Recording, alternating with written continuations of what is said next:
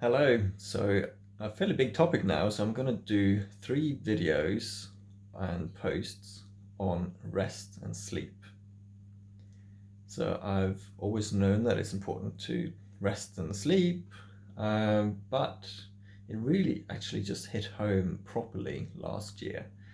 And I had the opportunity to do a course on sleep mastery.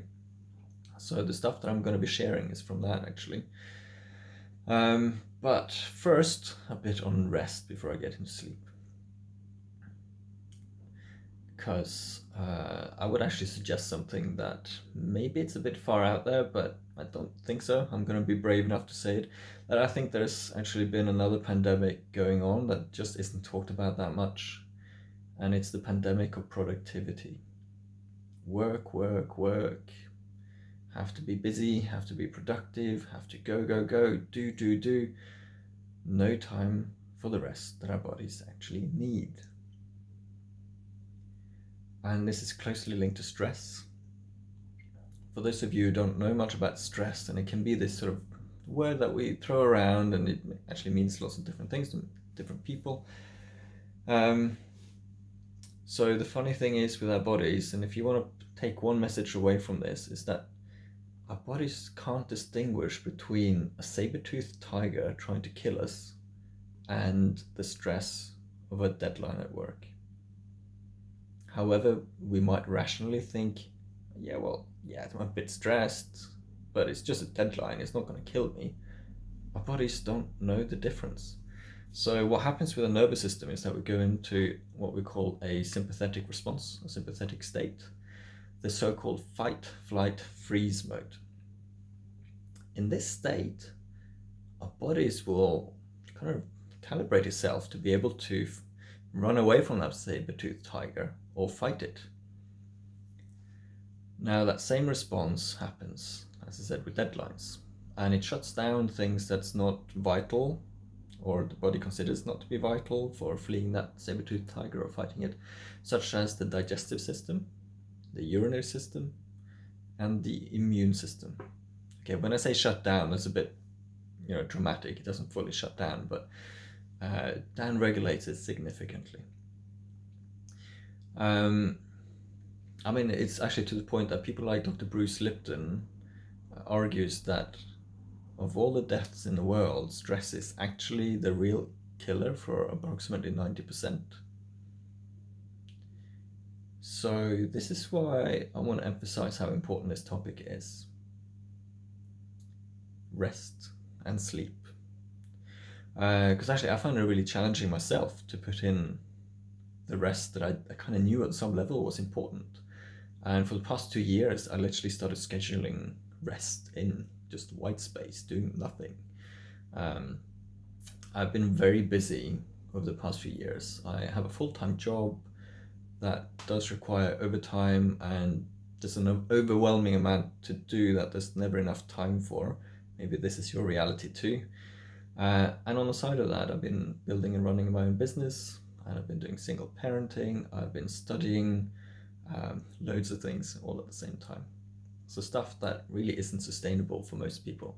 I've been able to do it because of self-care that I've been able to put in as well, but it hasn't been balanced enough, so I scheduled in my time. And maybe this is something that might work for you as well. There I also suggest that the current situation that we find ourselves in with the COVID-19 pandemic, maybe for some people this is the opportunity to rest a bit more, to slow down a little bit, to maybe reprioritize things a little bit, and hopefully we'll get through this okay. Because there's loads of significant downsides to not getting enough rest and sleep. And that's everything from affecting our memories to affecting our immune system, our focus, our general physical and mental well-being. Also affect things like our libido, our motivation, those things. So it's pretty significant in terms of life quality. And in this video, I want to round up with some of the key things that might affect our sleep. Stress is a big one.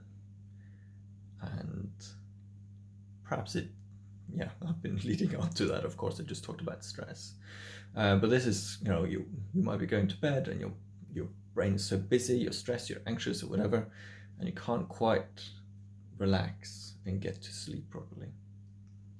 So this is a big thing that might affect sleep. Other things are a bit more external, like caffeine.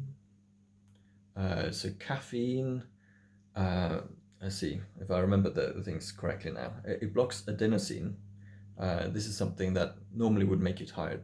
It also suppresses melatonin, which the body produces also to get ready for sleep. So caffeine is something that a lot of us get from coffee in particular, but it's also in tea, it's in chocolate, it's in a whole bunch of things actually, some medication as well, so have a look at it. Alcohol, and this is a funny one. So alcohol, some people use it to help them get to sleep, and it can work to help us get to sleep, and perhaps that is to deal with the stress. But what it does do is affect our quality of sleep. So whilst it might help us get to sleep, you won't have an awesome restful night's sleep probably. Let's see what else. Sound and blue light. So sound, another external thing. It could come from a snoring partner. It could come from living in a busy location, or just other sound disturbances. So I'll touch on that in the next video. And the blue light, actually, I'm wearing blue. There we go. So some extra blue light for you. Blue light comes from light bulbs, TVs, phones, laptops, etc. And the blue light, again, there we go. It turns off melatonin, so which I said earlier is what's needed for sleep. So there's a few neuroscience bits and bobs in there. So what I'm going to touch on in the other videos and posts is some things on sleep habits, so that'll be the next one. And then I'll be talking about sleep chronotypes and napping.